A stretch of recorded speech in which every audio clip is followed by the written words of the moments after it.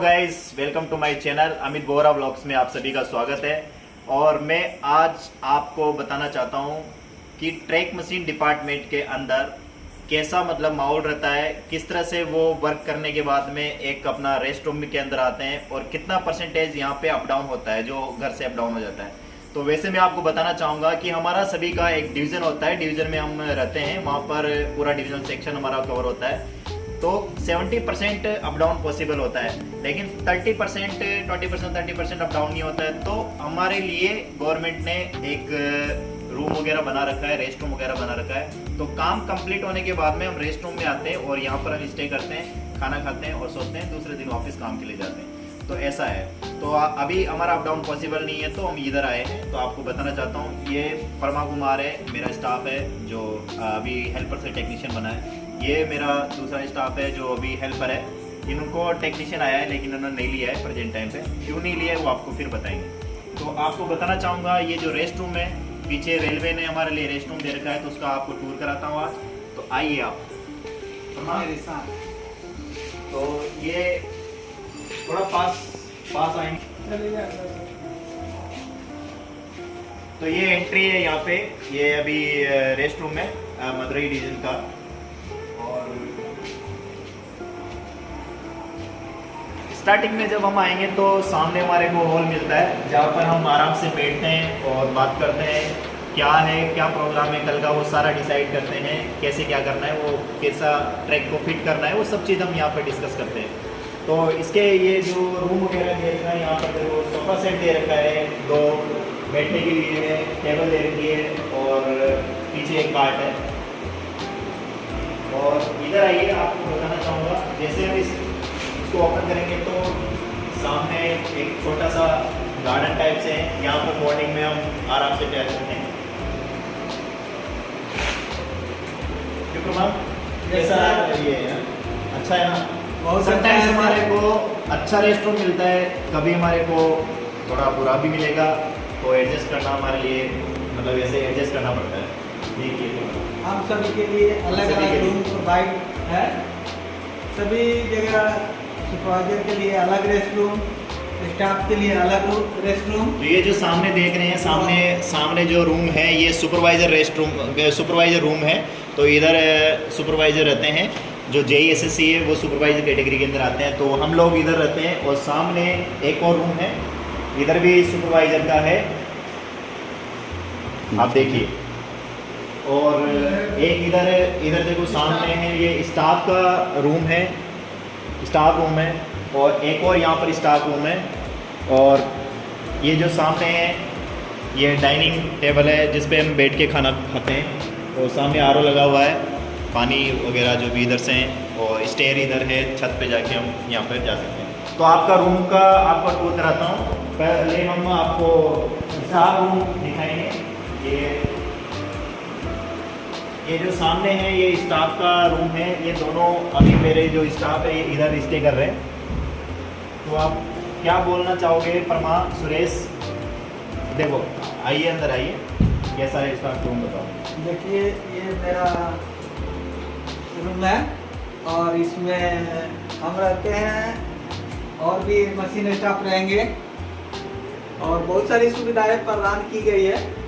सभी rest room में ऐसा नहीं मिलेगा, लेकिन कुछ रेस्ट रूम ऐसा है जहाँ बहुत अच्छा खासा सुविधा है और कुछ रेस्ट रूम ऐसा है जहाँ कुछ लो टाइप का रेस्ट रूम है, जो इस प्रकार की सुविधाएं नहीं होगी।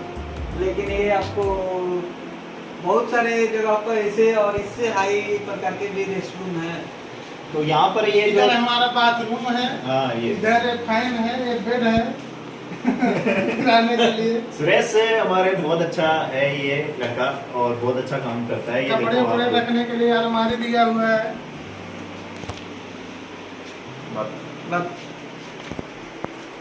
ये हमारा बाथरूम है नहाने धोने के लिए।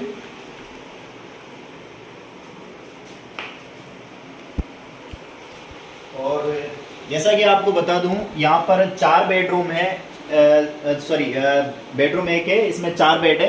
और चारों बेड कि एक मशीन में अगर एक हेल्पर टेक्नीशियन सीनियर टेक्नीशियन वगैरह है तो वो यहाँ पर आराम से रह सकते हैं। तो आपको दूसरा रूम भी दिखा देते हैं। जिसमें सुपरवाइजर के लिए अलग, जेएसएससी के लिए अलग रूम है, तो वो आपको बता देते हैं।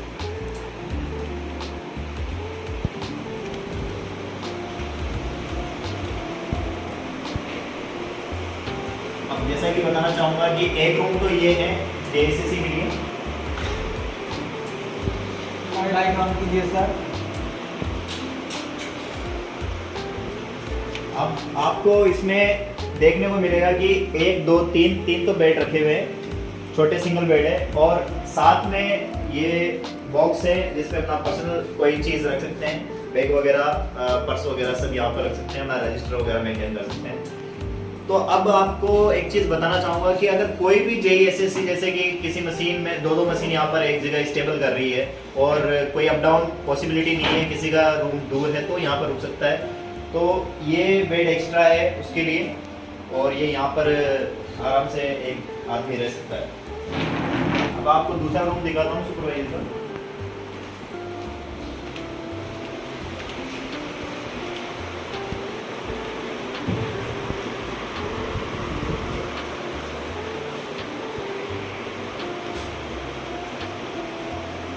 ये एक और रूम है सुपरवाइजर के लिए, और इधर सामने बाथरूम है, और ये छोटी सी बालकनी दे रखी है, इस पे थोड़ा मॉर्निंग में हम थोड़ा घूम सकते हैं।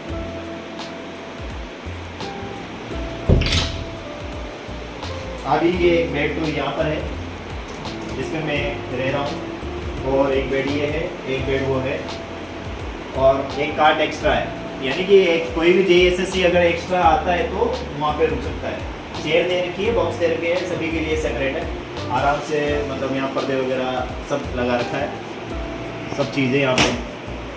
तो आइए चलते हैं।